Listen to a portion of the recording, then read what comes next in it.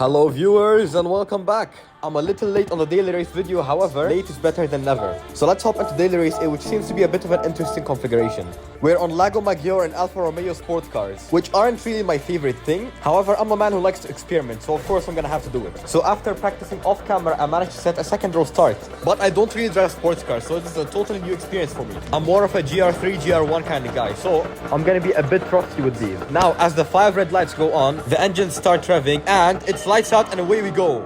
Now switching traction control off as soon as I lay down the power. It's a pretty basic acceleration and you can't really fail at this, as the traction control does all the power work for you. So it's all reliant on reaction times. Now going immediately into turn 2, I cook the brakes a little. As I go side by side with the driver ahead, you can see him backing out as he's on the outside line and he has no grip and he has to back out of it. So getting into P1 pretty much immediately after the race, you can see me and the car next to me are side by side and none of us want to back out of it. So going into turn 3, you can see he's slightly ahead and now he's fully ahead. As I go for an immediate switch and tap hard on the brakes, I try to get the inside line. However, he has the optimum line, which leads to the infamous switcheroo. And I kind of cooked it on the brakes, so I'm a little off the track. However, we're still side by side with him, just about ahead of me. Now that he's fully ahead, I'm gonna look at the next immediate opportunity for me to overtake, and it's not long before I make the overtake. However, I do cook it on the brakes and he takes his position back. Now I'm gonna have to strategize because 2 other cars are now joining the fight. So my goal is to get ahead of him and slow him down so he fights with 3 cars so I can break away with the lead. However, I just about cooked it on this corner. You can see me going wide into the wall completely, getting a bunch of damage. Again, sports cars are not my piece of cake. I'm usually more of a GT1, GT2, GT3 driver.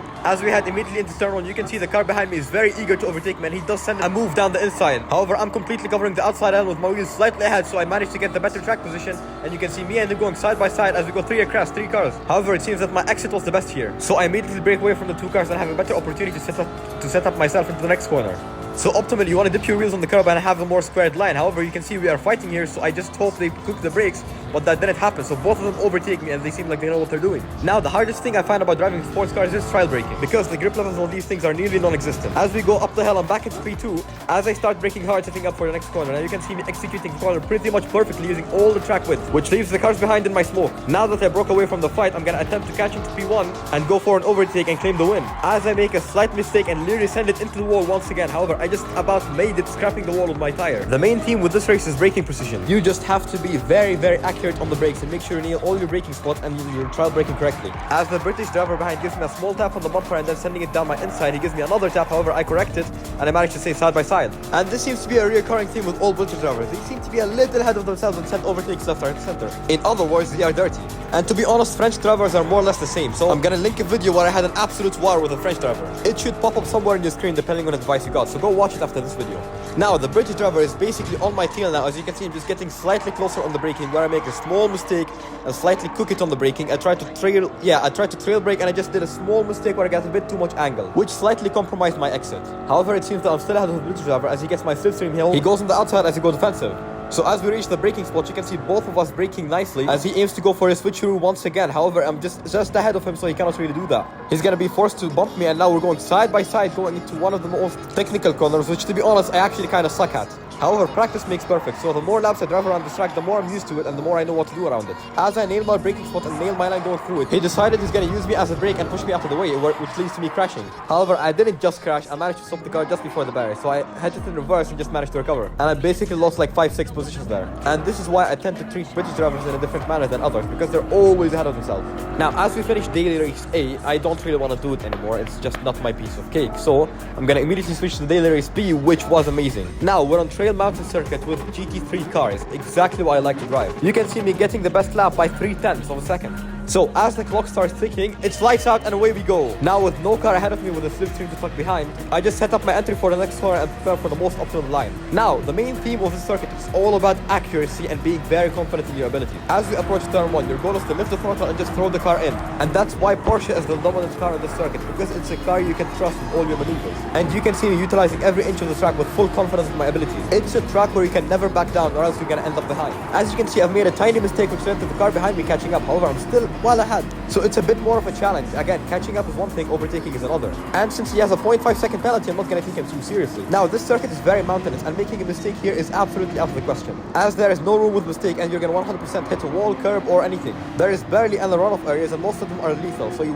cannot avoid any mistakes. As I just make one right here, you can see me just being a little too wide on the entry, a little too happy with my brakes. I basically cooked it. And now you can see the cars behind me are catching up and are very close to me. Now, in my previous video, I did a race of Spa-Francorchamps with a lobby that's slower than my actual level. Now that I'm on my actual level, racing drivers who share very similar skill and mentality, it's way more of a challenge to overtake and stay ahead and attack and defend on all that kind of stuff, especially on a circuit like this where you need to have a will of steel. So now, as we approach one of the hardest corners in the circuit, it's a long, hard, fast-flowing braking zone where you need to be absolutely accurate on the throttle. You switch from a downhill to an uphill, which throws the balance of the car all the way to the front, giving you extra front grip. You can see me taking the optimum line and forcing the other driver to back out of it as he almost hits the wall. Now, going into another very crucial corner, you can see me nailing my braking force, using all the track, leaving the driver behind, and you can see him just giving me a small tap, which leads me to losing the battle. Just gives me a small tap and sends me to the back of the pack. So now with a bit of a recovery drive, you can see I have the more optimal line compared to the drivers ahead. And this is a track where no one line is the right answer. There is a lot of different lines you can take as there is a lot of banking. So as we approach the final chicane on the first lap, I get a bit too eager on the brakes, which leads to me punting the driver up ahead to force him to overtaking the other drivers. Now he probably says thank you to that because he wouldn't have overtaken otherwise. Because to be honest, he was a little early on the brakes and I just corrected them basically. So now as we approach the long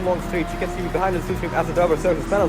I'm basically chasing the car that I just hit. So as the car is accelerating, reaching 280 kilometers an hour, you need to have big balls to send the move into that corner. And nobody expects that, and that's why I catch him off guard and they go down his inside, which forces him to back out of it, because if he fights it, we're both gonna end up off the track into the barrier. And once again, since I don't have the optimal line here, you can see me slower than the cars behind.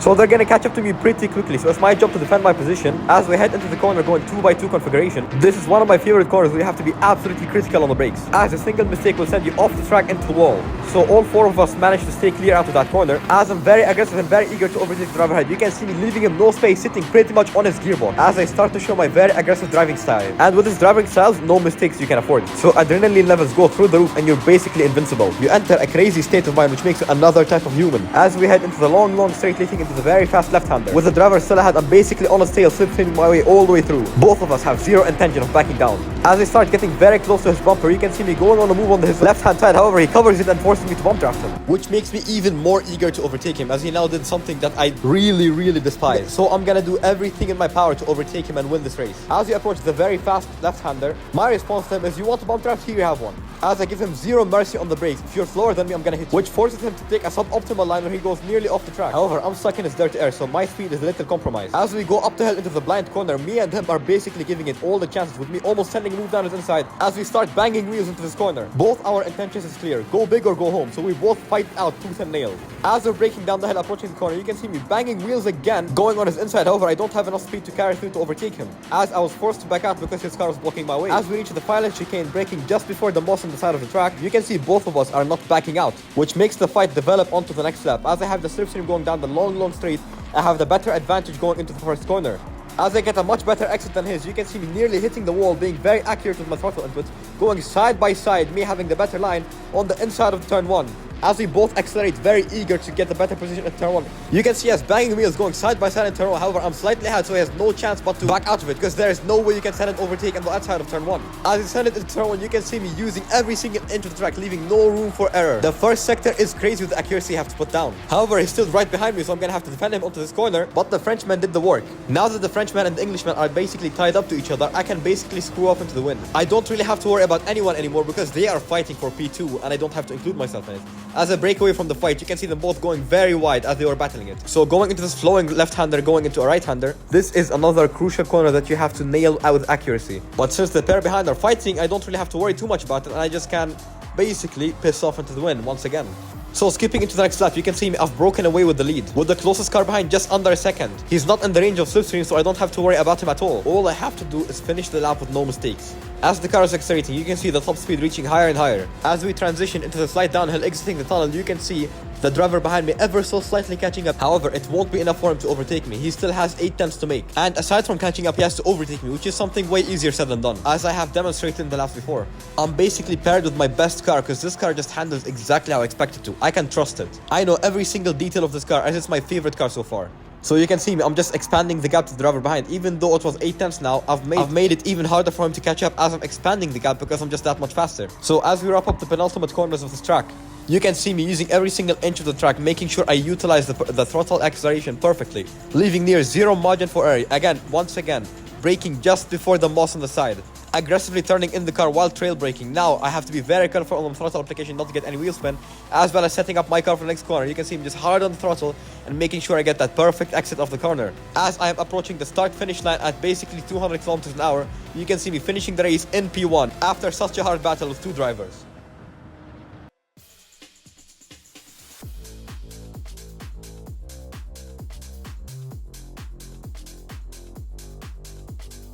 Right, so after such a great race, we're heading into daily race C, which was not as good. I'll let the video demonstrate itself. Now, starting into P9, you can see my qualifying lap is miles off. Because this track is just not my friend, to be honest. I have really bad trouble with the track, especially with the brake pedal I have, which is really hard to guess, to be honest. So in this race, my goal is to basically survive, and that's it.